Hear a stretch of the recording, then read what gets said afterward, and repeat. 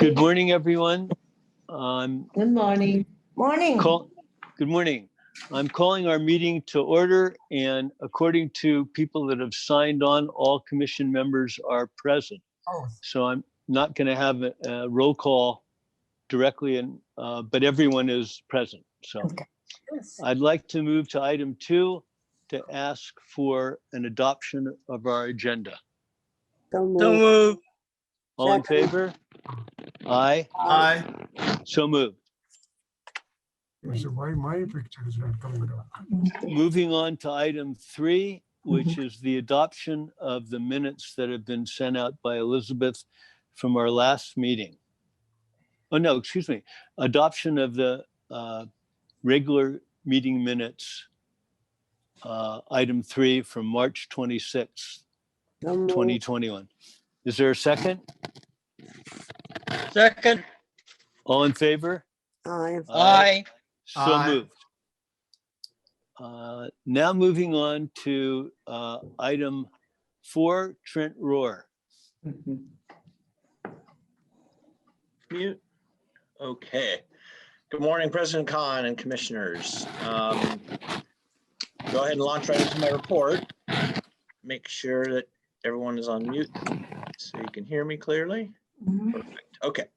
So good morning again. Last month, I talked a little bit about the president's $2 trillion American jobs plan that he and his administration had talked about and to introduce in Congress, but there has not been a lot of movement there. So that's still kind of sitting out there. That, as a reminder, this is his, or what he's framing as infrastructure, both physical infrastructure as we typically know it, highways, bridges, et cetera, as a way to generate jobs, but also his human infrastructure, meaning community-based care, childcare, and sort of human investments. The GOP is balking a bit at the human investment side. And so right now it's sort of holding pattern as work's being done behind the scenes, of course. I think more importantly is the implementation update on the American Rescue Plan that, as you know, did pass. And the big one for our households in San Francisco is the federal child care tax credit, which is $3,600 per child under 5, to be doled out on a monthly basis. And that'll actually begin on July 1st. It'll be a monthly payment for the first 6 months. And that's on top of the $1,400 federal stimulus payments that have gone out. So I talked last month about the significant investment in our low income and working poor families and what a big impact that these dollars will have. Last week, the White House released the $39 billion for childcare from the American Rescue Plan, and California's share of that will be a little over $3.7 billion, 1.4 of which will be directly for childcare subsidies, and then 2.3 billion will be available to childcare providers for operational cost mitigation, for mortgage rent, and for wages of childcare workers. Cuando están así, el micrófono que están on mute. Okay. Thanks, everyone's on mute, thanks. And then the president released what they're framing as sort of as the skinny budget, which is not, obviously not the full federal budget. That will be released in May. But the initial skinny budget includes a competitive $100 million program to address disproportionality in child welfare, also homeless assistance grants, funding for workforce development and childcare. But we don't have a whole lot of details. Some cues that especially the funding, federal funding to address disproportionality in child welfare is certainly has piqued our interest a bit. At the state level, state revenues continue to come in higher than projected. Sort of the unequal impacts of the economic downturn, I think, what you're seeing where wealthy households weren't affected as much or even at all. In fact, many benefited in terms of the growth of the stock market. And so we're seeing those revenues come in. In fact, the Department of Finance, Governor Newsom announced that tax revenues coming in at about 14.3 billion over earlier forecasts. So that would be compared to June. The American Rescue Plan under President Biden will bring in another $26 billion state general fund. So obviously there's a lot of jockeying about how not only the revenue surplus, but the rescue plan dollars will be spent statewide. We'll see how that sort of manifests itself in the May revise, the governor's May budget revision, which will be out in early May. And we'll have a better sense on where those funding, where the priorities are, at least out of the governor's office. And then the Golden State stimulus payments, which is the state's version of the federal direct payments to families. Those are $600. That's a Golden State stimulus payment of $600, and that actually has gone out to households.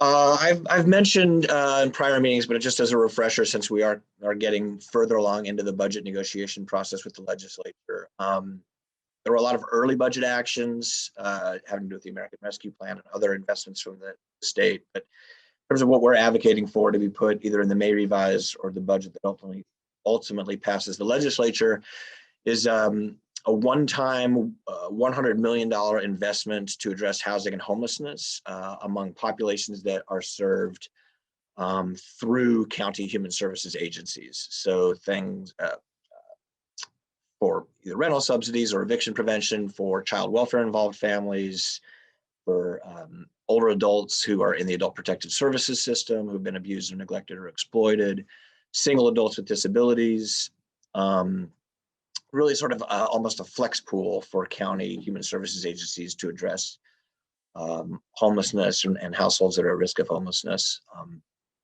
due to COVID or just due to economic conditions generally. And then the other big one has to do with the Federal Family First Prevention Services Act, known as FFPSA. And this is a $50 million in state general fund to help counties build our prevention services infrastructure. FFPSA, really the significance of that federal act is it allows federal funding for the first time to be used for preventative activities prior to a child's entry into foster care or into dependency. And so counties sort of to be prepared for that federal funding stream to come through, the federal revenue, we really want to be able to build our infrastructure to deliver preventative services in partnership with our nonprofit agencies, in partnership with programs like CalWORKS, and that state money will help us do that. So we're advocating with CWDA and other counties, of course, for that funding. The other item that we're focused on, I mentioned last month, is to continue cash assistance for CalWORKS families whose children are in foster care, and that's represented through or similar to the verbiage from Senate Bill 1341. It's a small amount of money compared to the others. It's a little under $10 million. That's the other area that we're partnering with counties and CWDA in terms of advocacy. So at the local level, I'll do my COVID update, and in short, my COVID update is good news, which shouldn't be surprising to you all. COVID cases have plateaued and really continued their really low prevalence rate, even after sort of opening our tiers. Right, moved from the purple to the red tier on March 2nd. We moved from the red tier to the orange tier on March 24th. And as you know, with the tiers, we open up more of the economy, more of society, if you will. Earlier in the COVID pandemic, when we opened up gates or the tiers, we did see upticks in prevalence of virus. We have not since the opening of red or orange. In fact, we still are below 4 cases per 100,000, which will move us to the yellow tier, hopefully now as soon as May 5th. And the yellow tier, again, will allow us to open the economy even more. Our repeat factor, or the number we look at to see how often the virus is transmitted to others during the pandemic, we want it to be below 1. We're currently at 0.98. And this is data actually very recent. It's a report that I received this morning from DPH. We're at 0.98, so meaning the virus will not multiply as long as we're under that ratio of 1. Then shifting gears to vaccines, I mean, San Francisco is really leading the way in terms of not only in terms of sheer numbers of vaccines or people who have vaccines in arms, but also in terms of equity, which I'll touch on in a second. But just in terms of numbers, for San Francisco residents aged 16 and above, over 65%, 65.2% have received their first dose, and almost 38% have received their second.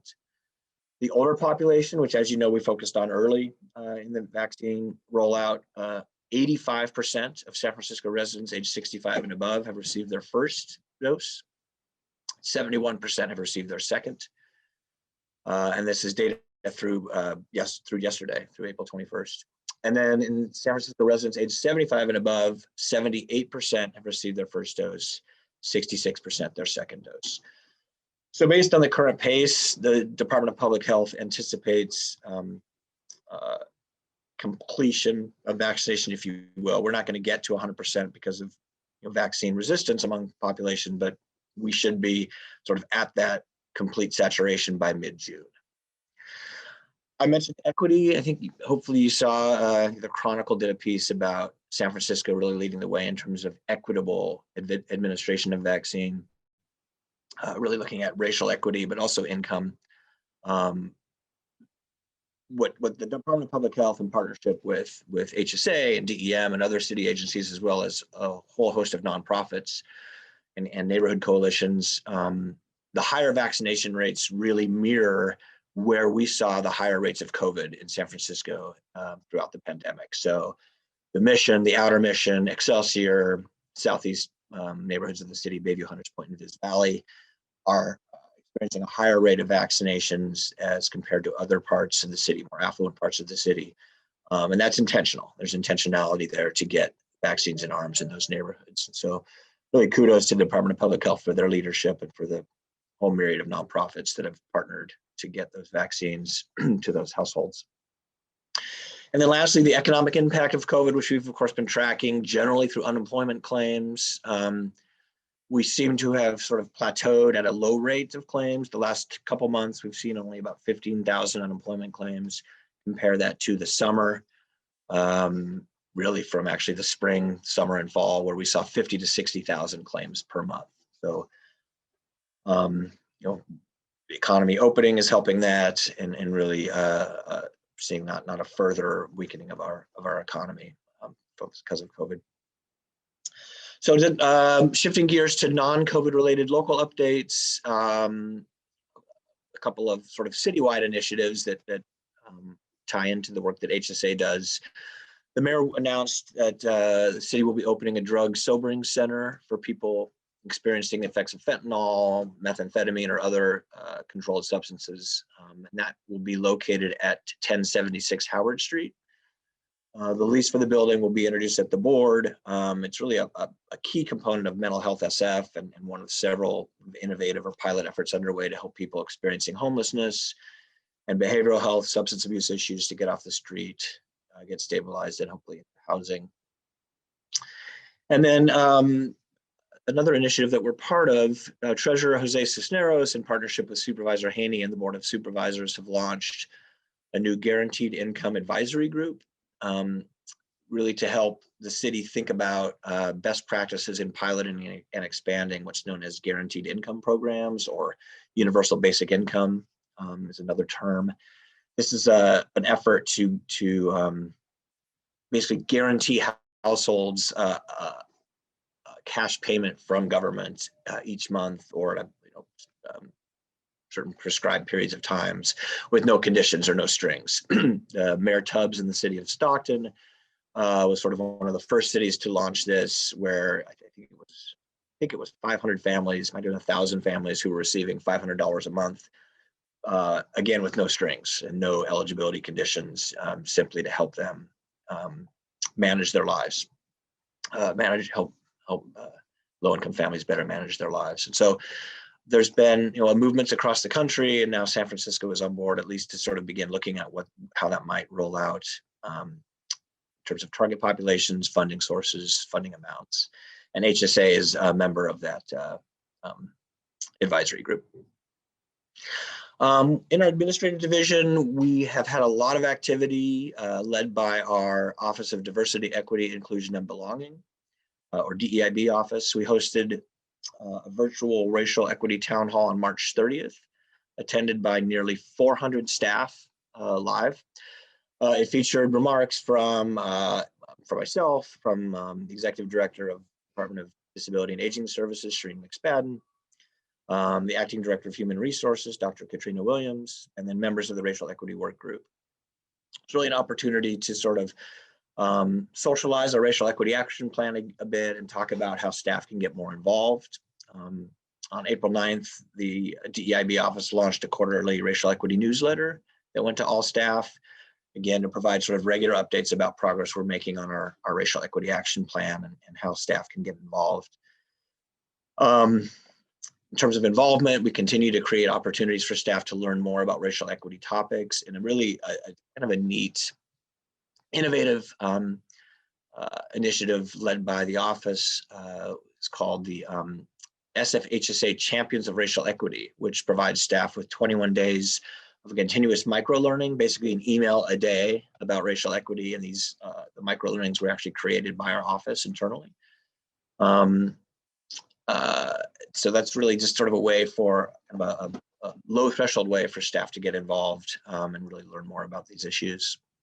And then our racial equity work group continues to meet monthly, assisting with the sort of implementation track for our plan, but also developing agency-wide policies around formation of employee resource groups or affinity groups, thinking about diversity and cultural awareness events, and of course, recruitment and diversity recruitment efforts for promotional opportunities as well as for new opportunities within HSA.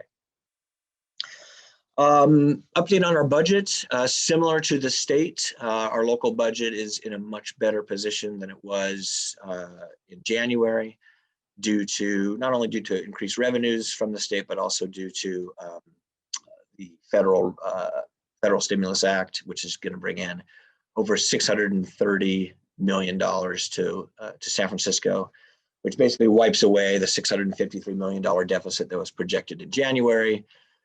Our deficit now is around 22 million, which, given the multi-billion-dollar budget that the city and county of San Francisco has, is really a very, very tiny deficit. So, given this good news, the deficit projection assumes no recession triggers, meaning that city employees will get their wage increases or their cost of living increases that are due to them over the summer. There will be no delays in the growth of certain funds, such as the Dignity Fund, to support seniors. There still is a structural deficit as you move forward, fiscal year 23-24, when the federal support is exhausted. So we're cautious, of course, about long-term expenditure increase commitments, but we are, of course, in a much better place. In terms of HSA, we're working very closely with the mayor's office to refine our budget, as it will go to the board on June 1st, really around continued COVID response, both for food coordination and food support, as well as the support for the hotels and the alternative housing system that is led under the Human Services Agency and the Human Services Branch. Just sort of on the kind of staff side and kind of the impacts of COVID in terms of our regular business operations, our IT department, HR, facilities continue to meet to think about equipment upgrades and really supporting the ongoing telecommuting processes, and even post-COVID, looking at more mobile work or telework. For the facilities led by R.E. Walsh, we continue to maximize fresh air intake. We continue to monitor daily occupancy levels and continue to follow the CDC and DPH guidelines around having staff in the office. IT is leading a shift to 100% conversion to laptops rather than desktop computers.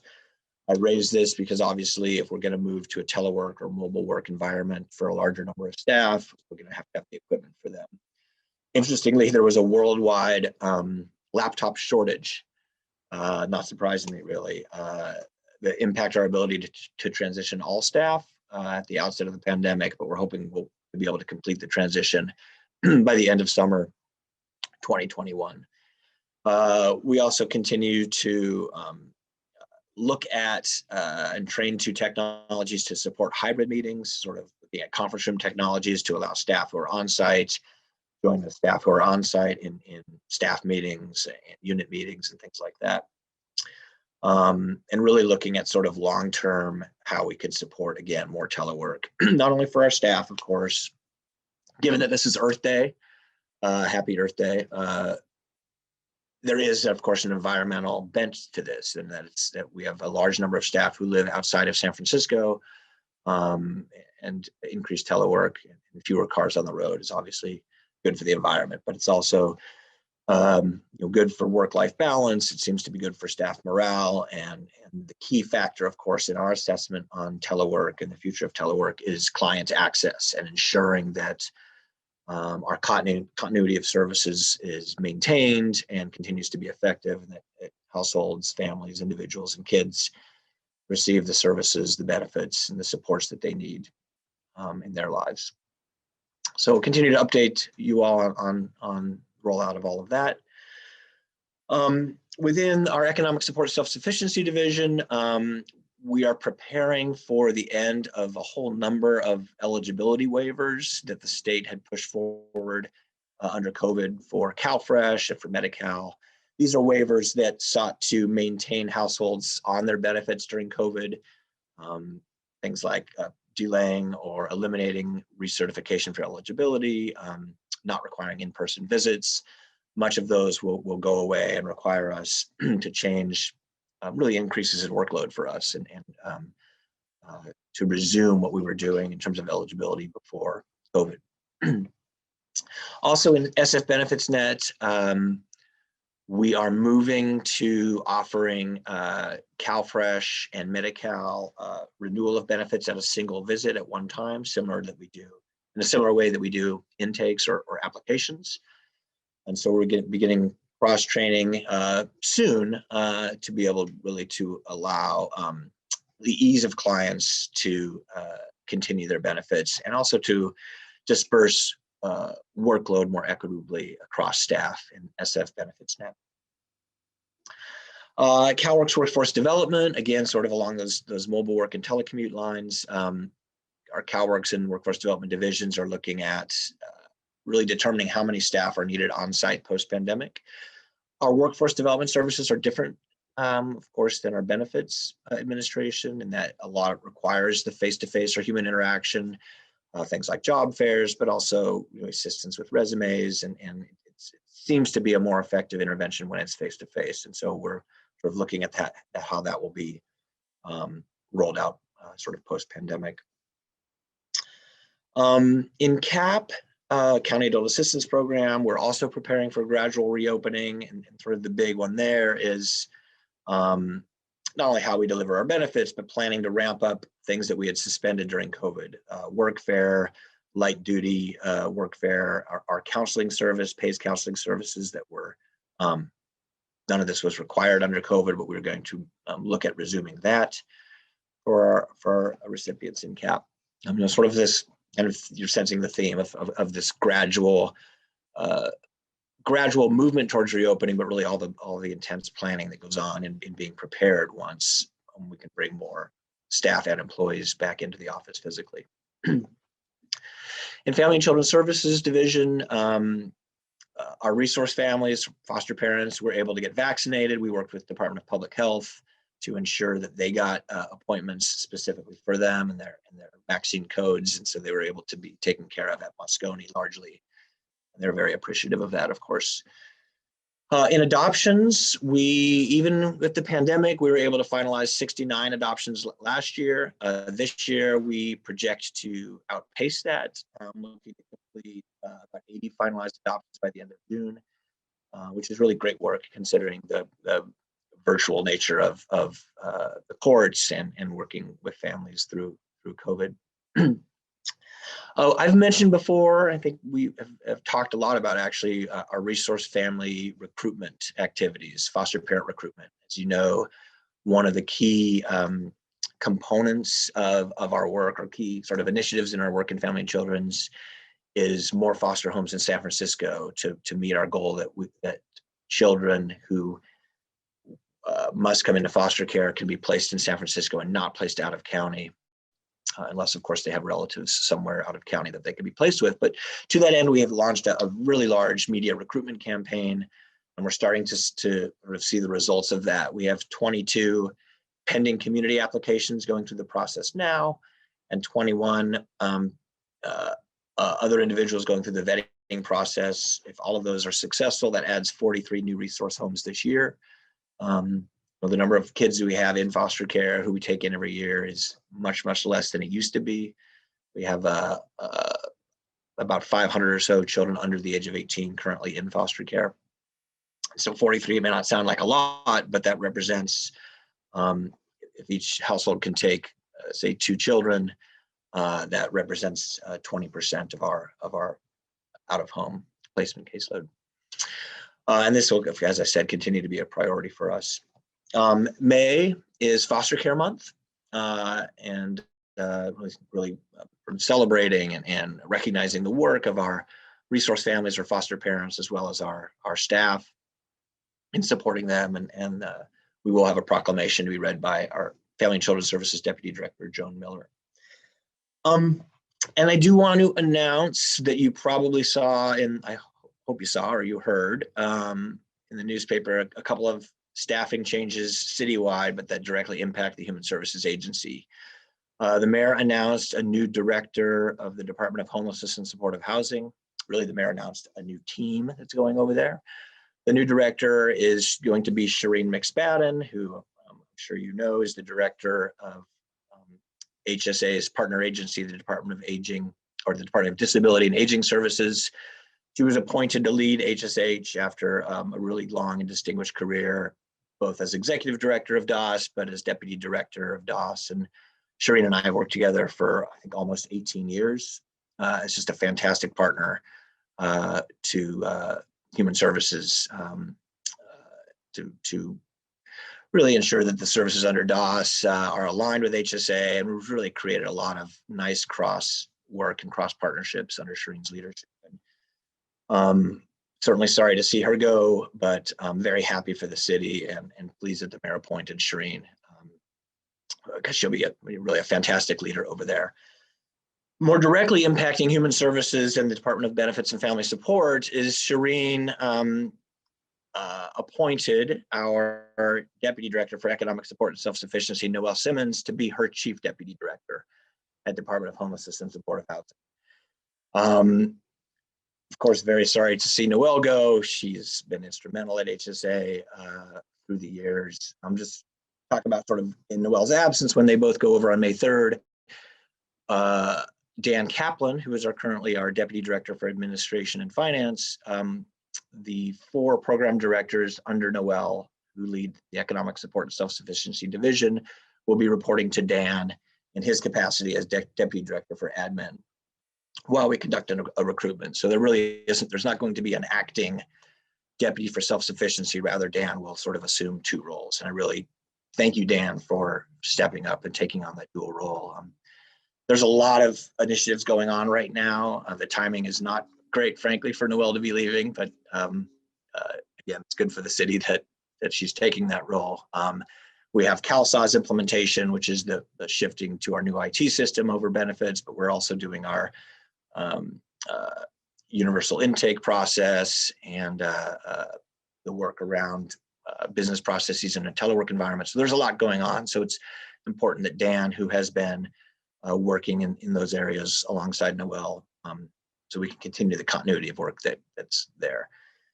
I do want to, I can't leave without saying a few words about Noelle. I have worked with Noelle since she was a budget analyst under Mayor Newsom, and she was assigned to what was then the Department of Human Services. Then when she was the city's budget director under Mayor Newsom, and then I was fortunate enough to be able to hire her and appoint her as Deputy Director for Policy and Planning at HSA. And then most recently, for the past 5-6 years, as Deputy Director for Economic Support and Self-Sufficiency. You know Noelle, as she stepped in for me when I couldn't make commission meetings to give my report and to represent the director's office But what you don't see every day is her leadership over all of her benefit programs and workforce development systems in NHSA. She has overseen huge agency initiatives such as the expansion of Medi-Cal under the Affordable Care Act, expansion of CalFresh to individuals receiving federal SSI, launching of the CalREX housing subsidy program, which has grown almost fivefold since the launch of that under Noel. Project 500 and Families Rising, which was Mayor Lee's anti-poverty initiative that's still going today to try to address intergenerational poverty in the city. Continued expansion of jobs. Now I could go on and on and on. For those commissioners who have been around for many years, you have seen the growth and the changes, I think, in HSA and growth and changes for the good, and really becoming an agency that is very.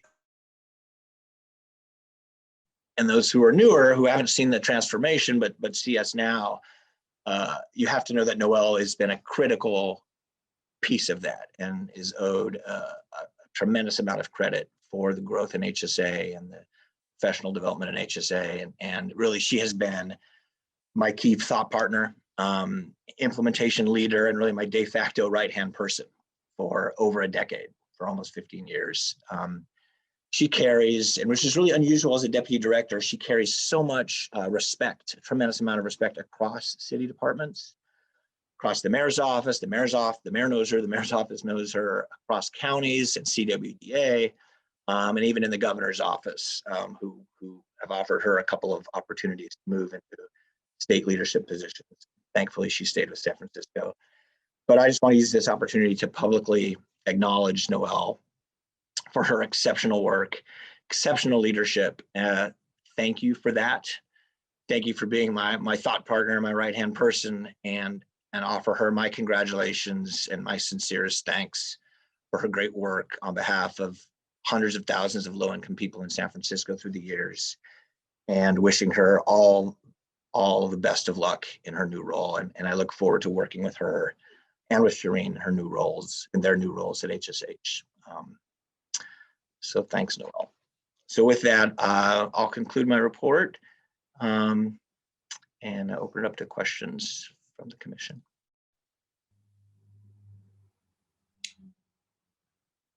Are there any questions for Trent? Mr. Chair, James McCray. I would like to just join Mr. Rohr and celebrating and also lamenting the moving on and the lifting up of Ms. McSpadden and of Ms. Noel. I have enjoyed Ms. McSpadden since she was very, very young, and it is good to see her continuing to move and serve the city.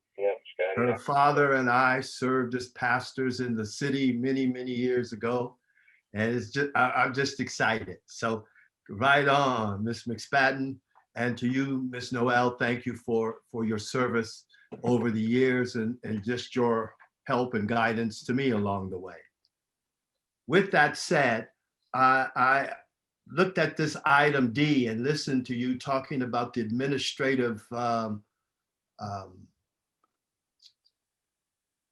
changes, alterations going on as you build back up the services and the places of activity in the agency. And I would just hope that we are categorizing, that we're holding on to the information and the learnings that are coming from this work. This is some great work we're doing to take an agency this size through a pandemic and bring it back into I guess we'll call it semi-normal life, the normal life, or whatever the new normal is going to be. So I just want to underscore the administrative gold mine that we're working in here and urge us to hold on to that. And then finally, I'll close by just thanking Mr. Kaplan for stepping up. All right. Yeah. Thank you, Reverend McCray. Thank you, Reverend McCray. Can I do actually have one more piece of my report. I'm sorry, I neglected it. Actually, Susie Smith wanted to say just a word related to my report. Susie, are you on? I am on. Hi, everybody. Can you hear me? Hi, Susie. Good morning. Hello. So Noelle, I wanted to say a few words as well and not let you get off quite that easy. So you really are a one-of-a-kind leader, Noelle. I mean, you leaders have your combination of vision and just honestly wicked smarts. You have this like uncanny ability to hold a ridiculous amount of detailed information in that brain of yours while also never losing sight of the larger policy and systemic issues. You are constantly striving to improve our services. You will take bold, creative risks while always taking the time to support staff and colleagues and partners along the way. You are kind and respectful and collaborative. And personally, you have mentored me as I've grown into the job that you used to have and have become a friend. And most importantly, you have truly made a difference in the lives of thousands of San Franciscans, expanding our programs and making them better and stronger. One thing you don't really like is to be the center of attention or receive a ton of praise. So of course, in the last commission public meeting, we want to take the opportunity to embarrass you a little and to thank you. So we put together a little presentation, thanks to my planning team, that really highlights some of the many contributions that you've made in your career here at HSA and the impact that you've had on the folks we serve and your colleagues. So with that, I'll turn it over to Liz to play our little spiel.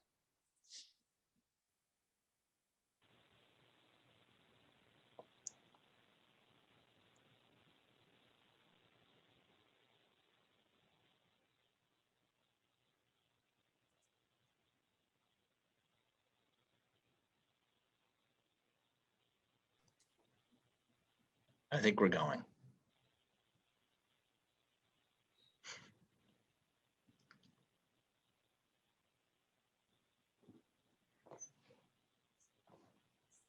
Technology is never easy when you want it to be. Hang in there. There we go. Thanks, Susie.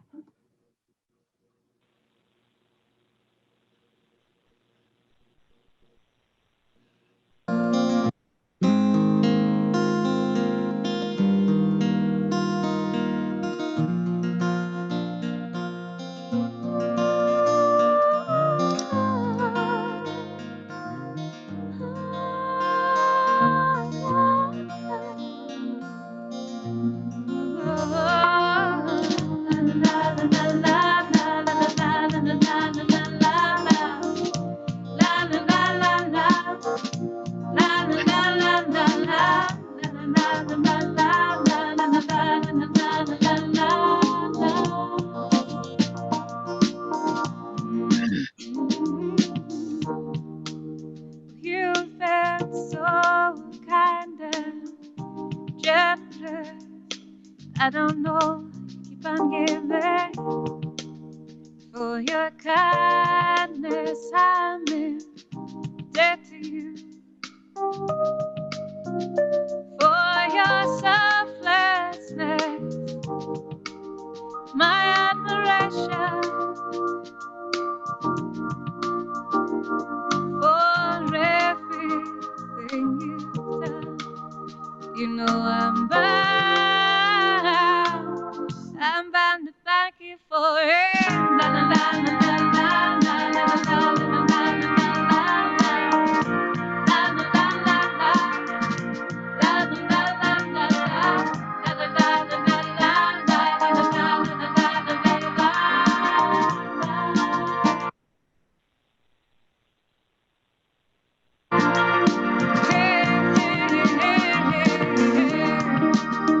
You've been so kind and generous.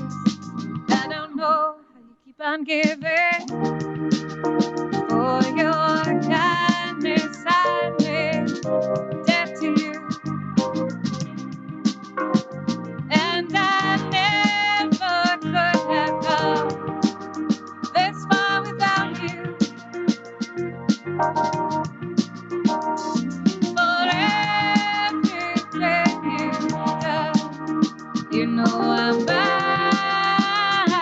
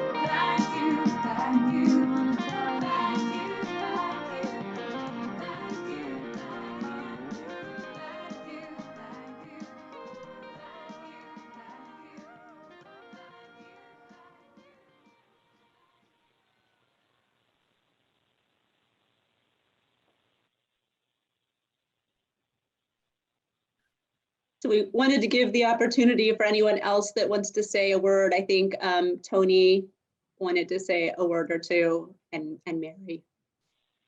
Thank you.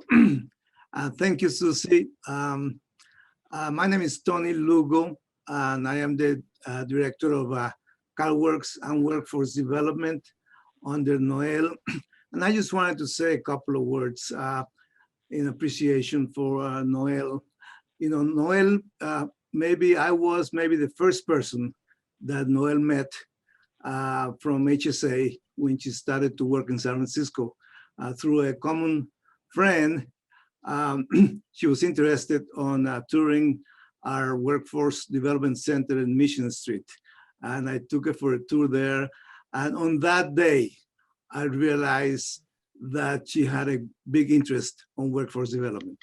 And when she became my boss, I was very happy because I knew that her interest in my program. And ever since that day, her support and leadership, both in CalWorks and Workforce Development, have taken the program, especially the Jobs Now program, from serving just a few thousand people on cash aid to over 100,000 people now that we're serving, and has increased tremendously. And a lot of it is through Noel's kind of leadership and of course strength, kind of supporting the idea of expanding the population. And thus far, we've been able to place over 30,000 people into jobs. So thank you, Noel, for all your great support, great work, and your friendship throughout this time. Thanks. Mary? Thanks, Tony.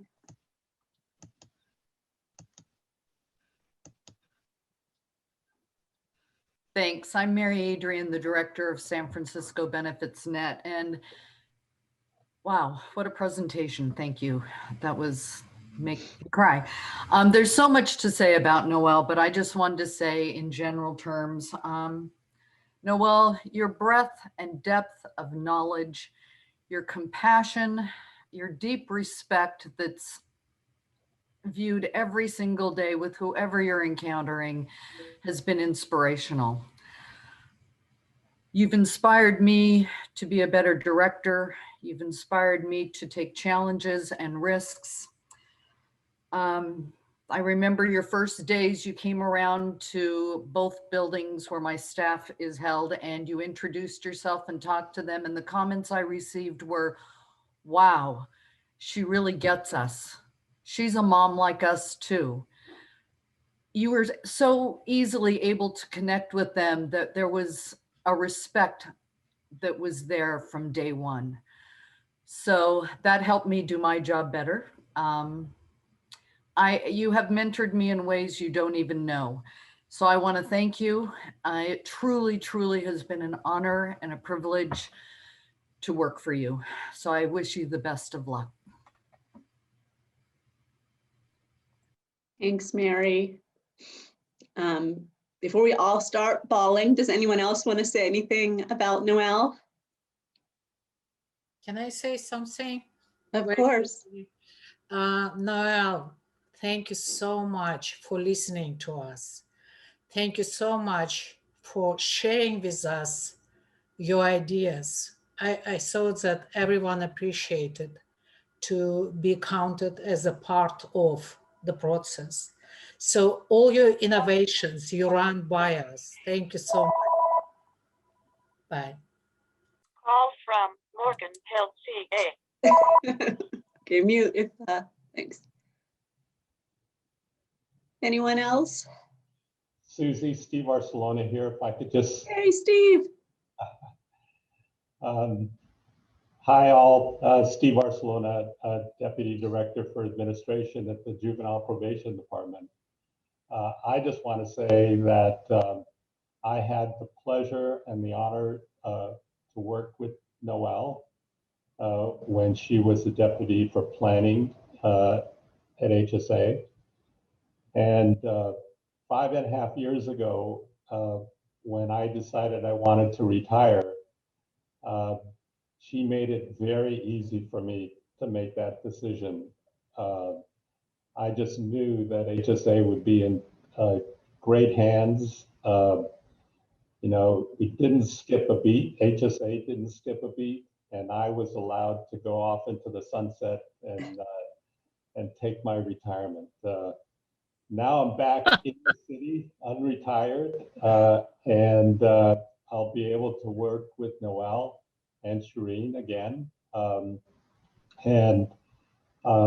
Noel has also become a really good friend, and I wish you the best in your new position. And I know this city will benefit greatly because you will be there. Thanks, Noel. Thanks, Steve.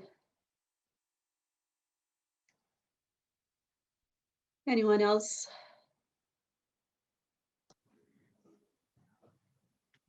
Okay. Hey, everybody. Hello. Hi, Cindy. Hey, I just wanted to say thank you to Noelle for everything that she's done over her long career at HSA, but especially to say thank you for her leadership at the CCC, where some of us have now been for a year.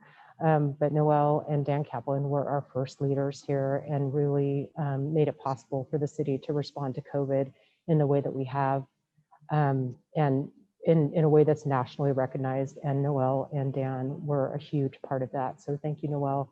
And just for me professionally and personally, I couldn't have asked for a better coworker and mentor and friend. So thank you so much.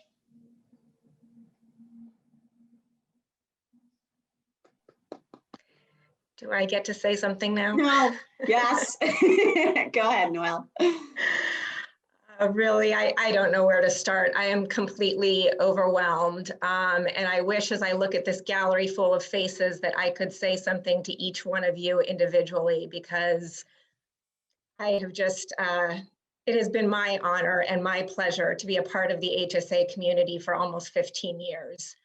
I could never have known when I came to the agency in 2007 what would unfold from there, how long I would be here, all the incredible work that I would get to be a part of. But it was really not until I came to HSA that I understood the meaning of having a vocation as opposed to just a job. I feel so deeply rooted and so deeply invested in the people at this agency, the work that we do in this community. We do so much incredible work for low-income and vulnerable San Franciscans. I am so proud and have always been so proud to say that I am a member of the leadership team of this agency. And I just want to thank all of you for your work and for the countless ways that you have inspired me and motivated me over the years. Again, I wish I could mention everybody by name. I can't. I do have to say a few thank yous. Trent, first and foremost, who just took himself off camera, but I trust he's still there. It's just been an incredible journey working at your side, Trent, and I have learned tremendously from you. And I'm just so thankful that I had the ability to grow and develop as a professional under your leadership and with your mentorship. And I know we will continue to work together. And so it's not goodbye. I look forward to continuing that partnership. I want to thank the commissioners, all of you, for your leadership at the head of this incredible agency, particularly Commissioner Yamasaki, who predated me by a long shot at this agency. I want to thank Steve Arcelona for his mentorship. Steve, I learned so much from you over the years. Thank you for that and for your support and friendship. I see Joyce Crum on the list of participants here, also an incredible mentor over the years. Joyce, for those of you who don't know, headed up our housing and homeless division here at HSA for many years. And so much of what I know and learned about housing and homeless policy and service delivery, I learned first from Joyce, and I look forward to carrying that work forward in my new role. I've been thinking a lot recently about Phil Arnold, our longtime Deputy Director for Administration and Finance, who was another mentor of mine and is no longer with us, but I carry forward many things that I learned from Phil. And then I'm looking at all of my program directors and ESS division staff. Thank you. Learning goes in multiple directions and mentorship goes in many directions. It doesn't just flow down an org chart. I learn from all of you every day. Thank you for making me a better leader. So thank you. This was an incredible presentation.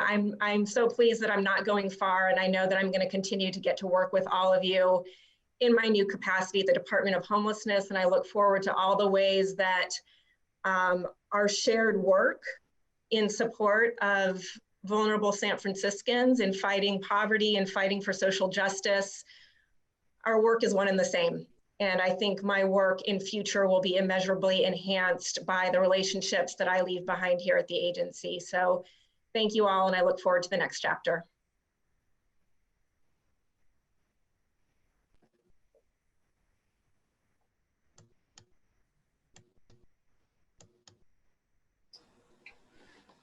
Hi, Noel. This is Scott Kahn, and I just wanted to thank you very much for everything that you've done. And you'll be hearing from us again, and my guess is we'll be hearing from you again. So I look forward to that. Keep tuned in to us. Thank you, Commissioner. Whoop, I'm losing something here.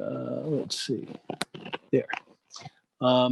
Okay, moving on to the Employee of the Month, Ang Oscar Zinn, Senior Personnel Clerk for Human Resources. The commission is pleased to announce that Oscar Zinn is the April Employee of the Month. Oscar is a Senior Personnel Clerk with the Human Service Department. If you have ever visited the HSA Human Resources reception desk, chances are you have met Oscar. Oscar is friendly, dedicated, and reliable, and he will go on to great lengths to ensure any issues or requests are handled appropriately and timely. In addition to running the HR reception area, Oscar also fingerprints and onboards new hires and PSTs, as well as fields payroll questions from the employees. On many occasions, employees have praised Oscar on his customer service and willingness to help. Each time the compliments are relayed to Oscar, his usual and humble response is, "No need to thanks. I'm just doing my job."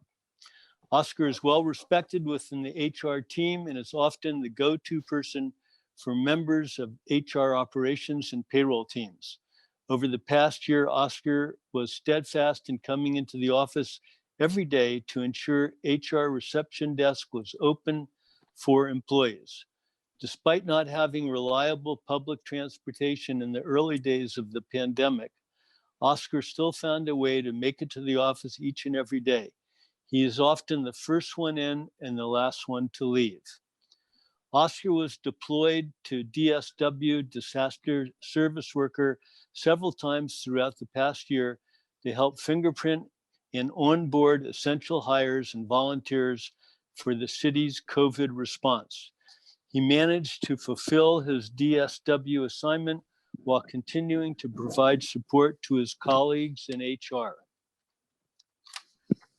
It is with gratitude and pride that we honor Oscar and present him with the April Employee of the Month Award. Mr. Rohr, would you like to make any comments? I would. Thank you, President Kahn. Congratulations, Oscar. I don't see you on the screen. I know you're here because I saw you before the meeting. I just want to say a couple of things. You're being recognized a lot in part because of your not only your great work, but your customer service. And customer service is something that has been so embedded in what we're trying to do at HSA. Not only customer service to the clients that we serve, but also to our colleagues and to each other. And you in your role in HR, that's your game. And so I just want to congratulate you, but also really thank you for being a model for great customer service, coming in every day during the pandemic. Your willingness to do the DSW work, it's just really so consistent with our mission and helping not only clients we serve, but helping each other do our jobs better at HSA. So thank you, Oscar, and congrats. Thank you so much, Trav. Thank you.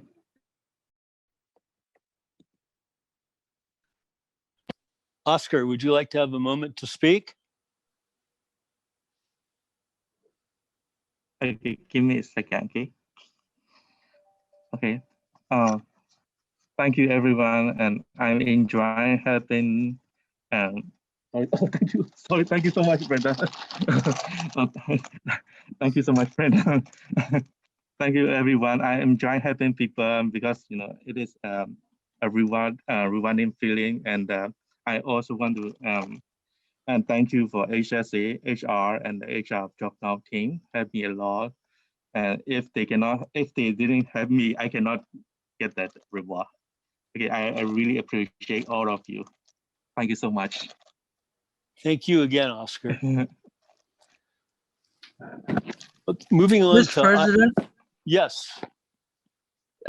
just a frivolous comment that I believe it's most appropriate that Oscar is receiving this honor today because this is Oscar season. Thank you so much. Thank you. Thank you.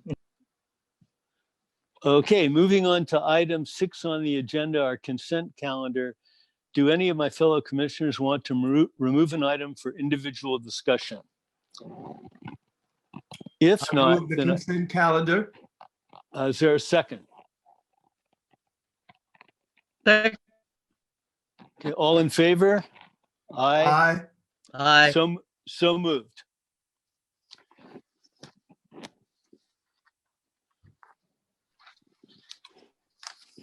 Moving on to item 7, commission business action items. Item A, requesting authorization to proclaim May 2021 as Foster Care Month to include Resource Families Appreciation. Sophia Isom. Hi, good morning. Thank you, Commissioner Khan, and good morning to everyone. This is actually Joan Miller. Sophia is out today, so I'm going to go ahead and read the proclamation.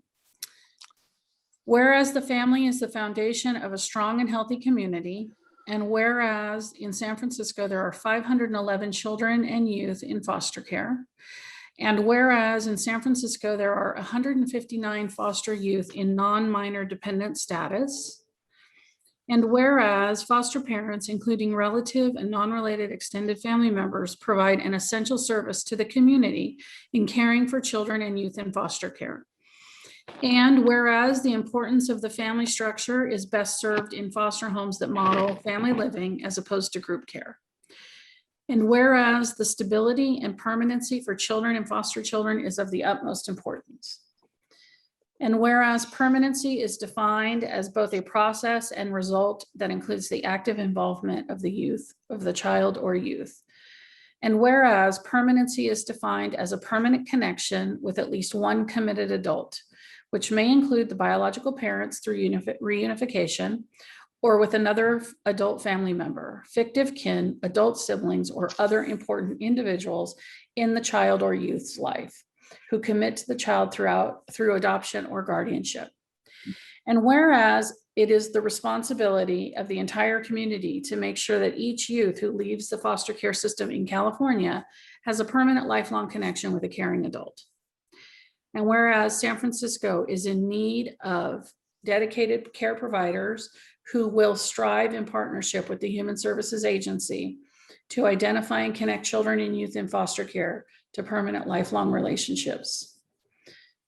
And whereas dedicated care providers model strength-based and solution-focused engagement with the children and youth in their care and with the community-based and government entities providing service and support.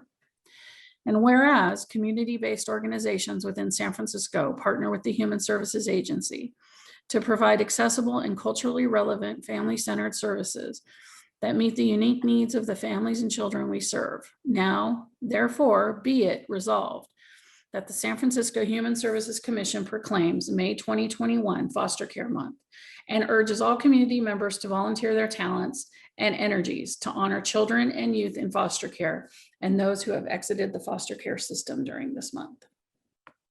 Thank you. Thank you very much. Thank you.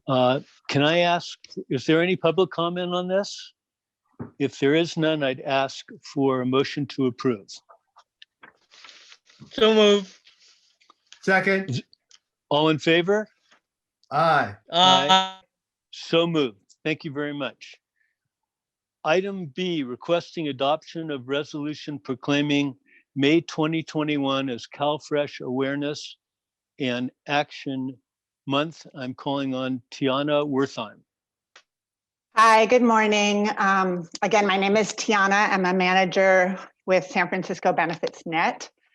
And apparently it can be 2 awareness months at the same time. So I'm going to go forward and read you our CalFresh declaration. This is a resolution declaring May 2021 as CalFresh Awareness and Action Month in the City and County of San Francisco, and urging all community members to support efforts to increase awareness of and participation in the CalFresh program. Whereas food insecurity in San Francisco has risen to historic proportions during the pandemic, CalFresh has played a critical role in filling the gap.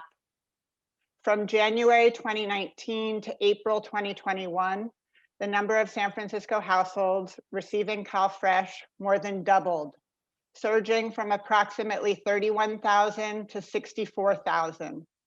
This was due both to the expansion of CalFresh eligibility to allow persons on SSI to receive CalFresh starting in 2019, and due to the surge in applications during the early months of the COVID pandemic.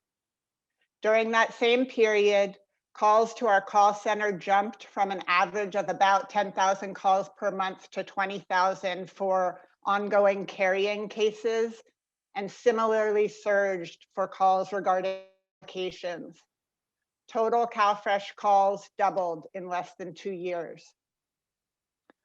All households during the public health emergency receive a maximum allotment for their household size. For example, households of 1 that received $16 in February 2020 are now receiving $234 monthly. This supplemental allotment during the pandemic is approved monthly by the state. San Francisco has expanded the ways that applicants can apply for benefits, making it easier for those who are homebound or avoiding in-person interaction with the public. Through the telephonic signature waiver, the public can apply for CalFresh on the phone without having to come to our office in person or applying online. During the health emergency, the federal government has allowed states to waive the requirement that clients participate in an interview as part of the CalFresh application process. In the past, a complete application could be denied for missing a required interview. That is not currently the case. In recognition of the many students who are struggling with food insecurity, the federal government instituted a waiver during the pandemic, easing the access of students to SNAP. As such, the nation has expanded student eligibility to include more who qualify via work study or using expected family contribution as an income indicator. During the pandemic, California has received a federal waiver to allow qualified vendors to accept payment via EBT. This is allowing clients to safely buy groceries online without leaving their homes. Hundreds of staff continue to administer the CalFresh program remotely, answering phones and processing cases, despite the challenges of remote work, new business process requirements, technological challenges, and household disruptions. Our CalFresh lobbies remain open primarily for those without access to phone or internet. In response to the homeless crisis during the pandemic, the Human Services Agency has engaged in-person CalFresh outreach to homeless persons temporarily staying in the shelter-in-place hotels. From mid-September 2020 to date, 4 San Francisco Benefits Net eligibility workers have been door knocking at the hotels, interviewing clients, and assisting them in submitting applications. As of April 16th, They have submitted 1,104 CalFresh applications. That's just 4 staff submitting more than 1,000 applications. Additionally, they have submitted 713 Medi-Cal applications and 572 CAP applications. This is one of the most integrated outreach efforts ever embarked upon by the Division of Economic Support and Self-Sufficiency Program. The Human Services Agency continued its contract with 211 San Diego to expand access and increase food security. When staff from the in-home support services program go to clients' homes and identify them as candidates for CalFresh, they are now referring them to our contractor 211. 211 then does phone outreach and assists the clients in submitting CalFresh applications. Our key partner, the San Francisco Marin Food Bank, has launched an in-reach phone campaign through which they are reaching out and calling up to 40,000 households that use food pantries in the city, trying to assist them to apply for CalFresh on the phone. San Francisco continues to promote Code for America's Get CalFresh platform as a fast and secure way for people to apply and submit forms and documents online. SNAP programs throughout the nation are currently waiving all work requirements due to the public health emergency and high unemployment. Market Match allows CalFresh households to extend the value of their benefits. Farmers markets will double the value of purchases made using CalFresh EBT. This promotes healthy food options, supports farmers, and extends the client's CalFresh budget. And San Francisco continues to offer the Restaurant Meals Program, allowing homeless, seniors, and the federally disabled to use their CalFresh allotment to pay for meals in designated restaurants. This increases the access to hot meals for those without easy access to kitchens. It is hereby resolved that the San Francisco Human Services Commission proclaim May 2021 to be CalFresh Awareness and Action Month, and to urge all community members to support efforts to increase awareness and participation in the CalFresh program. Thanks. Thank you, Tiana. Is there any public comment? Seeing none, I ask for a motion to approve. So moved. Is there a second? Second. All in favor? Aye. Aye. Aye. So moved. Thank you again. Item C, requesting authorization to enter into a new grant agreement with Arriba Juntos for provision of digital services program for a period of May 1st, 2021 through June 30th, 2022, in the amount of $345,000 plus a 10% contingency for a total amount not to exceed $379,500. Can I ask for a motion to approve? Oh yeah, Marlene, I'm sorry. Presentation, yeah, thanks. Yes, good morning, Commissioners. My name is Marlene Sanchez, Community Services Specialist for Welfare to Work Services. And if I may, I would like to present items C, D, and E together. They're all for digital services support. Okay, go right ahead and then we'll have to vote on each one separately. Yes, thank you, Commissioner.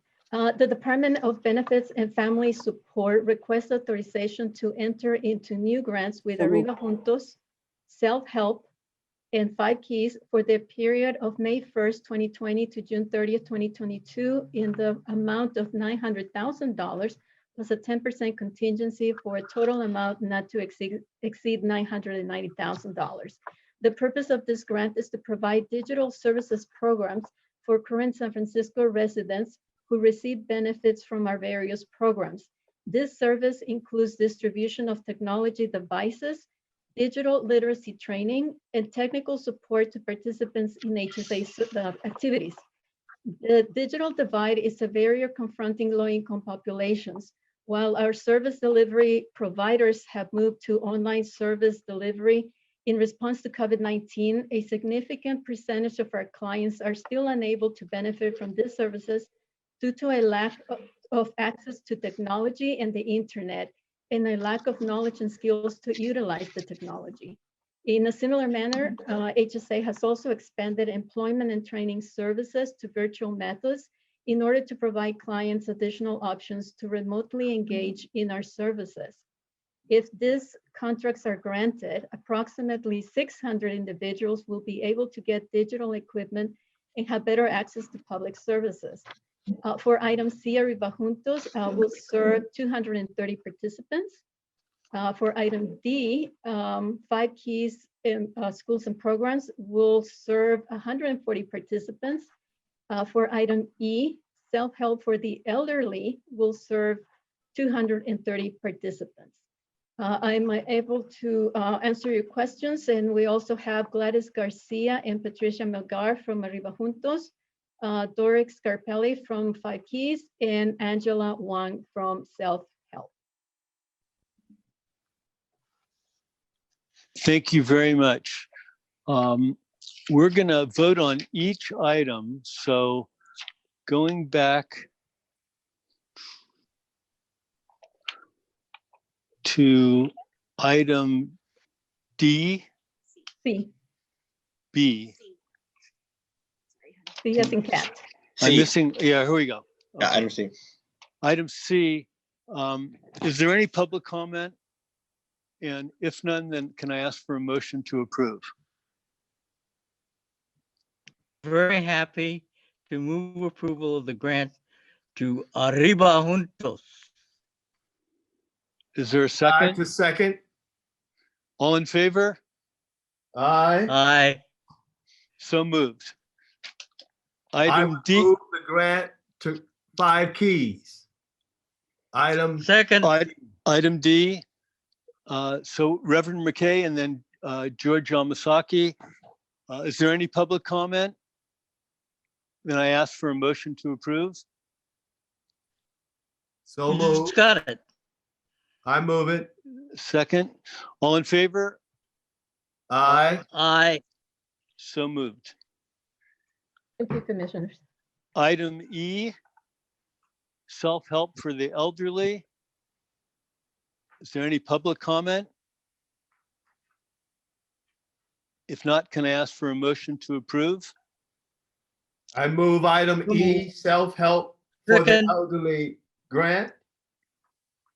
Second. All in favor? Aye. Aye. Aye. So moved. Moving on to item 8, our public comment. Is there any public comment? Seeing none, then our meeting is adjourned. Thank you very much. Congratulations to everyone. Thank you. Thank you. Thank you, everyone. Thanks, everyone. Thank you. All right.